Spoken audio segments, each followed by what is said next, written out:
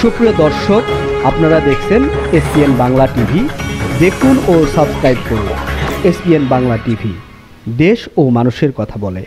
বিভিন্ন কর্মকাণ্ডে এবং স্ব অবদান রাখার জন্য নিজের কর্মে অনেক বড় একজন মানুষ একজনে, যারা এসছেন যাদের বক্তব্য আমরা শুনছি, সত্যি অদ্ভুত লাগলো। এত ভালো লাগছে যে প্রত্যেকের কর্মে, প্রত্যেকের কাজে যে অবদান রেখেছেন এবং ভবিষ্যতে রাখবেন, আমি অভিভূত। এবং যারা বক্তব্য রাখছেন এবং এখানে যারা আছে, আমরা কি পারি না যে সবাই মিলে একটা হাততালি দিতে? মাদার তেরেসা সম্পর্কে সামান্য কিছু কথা বলে শেষ করে যাবে না। উনি বিশ্বব্যাপী সমাজের একজন ব্যক্তি, যিনি সারাটা জীবন নিজের জন্য কিছু করেন নাই, অপরের জন্য সমস্ত ত্যাগ তিতিক্ষা সবকিছু অপরের জন্য নিজের জীবনটাকে মিলিয়ে দিয়েছেন মানুষের সেবায়। তো আমরা এখানে একটা প্রথম বিষয় আছে যে সকল অন্যায়ের বিরুদ্ধে বাংলাদেশ কথা বলে। হ্যাঁ, আমরা কথা বলি বিভিন্ন সময় যখনই আমরা শোষিত হয়েছি, আমরা অন্যায়ের বিরুদ্ধে রুখে দাঁড়িয়েছি, কারণ আমরা বাংলাদেশে। আমরা যেখানে যখন কোনো অনৈতিকতা, কোনো শোষণ, কোনো খুন গুম বা যে কোনো ধরনের অন্যায় কার্য দেখেছি, সেখানে আমরা ফুঁসে উঠেছি। আমরা সাইক্লোন হয়ে গেছে, ঝড় হয়ে গেছি, আমরা ঝঞ্ঝা হয়ে গেছে, আমরা উৎসুনামি বন্ধ করে দিয়েছি। হ্যাঁ, এটাই আমরা বাংলাদেশি। আমাদের জন্ম এই বাংলাদেশে, আমাদের নারীকতা আছে বাংলাদেশে, আমরা এই বাংলাদেশি। আমরা ভবিষ্যতে যদি কোনো অন্যায় কে আমরা দেখি, আমরা ঠিক একইভাবে এবং এর চেয়ে প্রবল ভাবে আমরা এর প্রতিরোধ গড়ে তুলব। আমরা আশা করছি যে ভবিষ্যতে হয়তো এই ধরনের অন্যায়ের মাত্রা কমে আসতেছে, হয়তো আরো কমে আসবে। আমাদেরকে সহনশীল হতে হবে। যাই হোক, আমি বোধহয় একটু বেশি কিছু ইমোশনাল হয়ে গেছিলাম, তো আমি আর বেশি কিছু বলতে হয় না। এখানে যারা এসছেন বিভিন্ন জায়গা থেকে, তাদের হয়তো চলে যাবে। এছাড়া গুণীজন সংগঠন আছে, অনুষ্ঠান আছে, সময় সংক্ষিপ্ত। আমি সকলের কাছ থেকে সুন্দরভাবে বিদায় নিতে চাচ্ছি।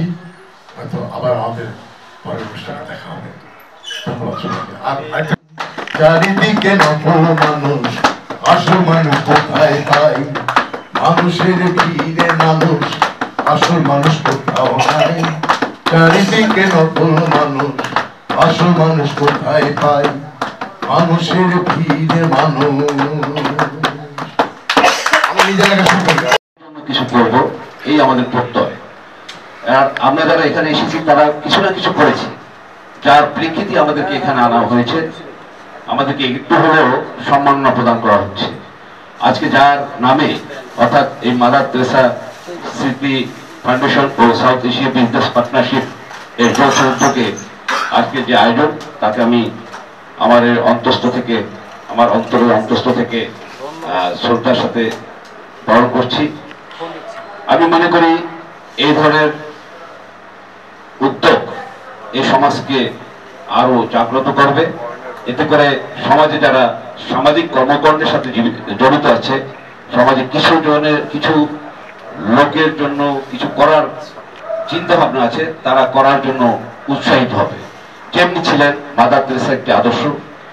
আবার সামনে বসা আছে রাবিয়া ম্যাডাম, উনি কিছুক্ষণ আগে বলছেন মাদার তেরেসা সম্পর্কে।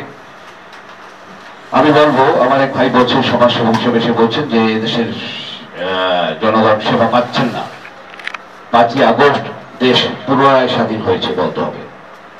এর আগে এদেশে 16 বছর একটি শাসক গোষ্ঠী যে নিপীড়ন, নির্যাতন, অত্যাচার করেছে, সেখান থেকে বেরিয়ে এসে গণতান্ত্রিক যে বাক স্বাধীনতাকে প্রতিষ্ঠিত করার লক্ষ্যে এই 5ই আগস্ট ছাত্র সমাজ এবং বিভিন্ন দেশের জনতা সম্মিলিত প্রচেষ্টায় আজকে আমরা সাথী।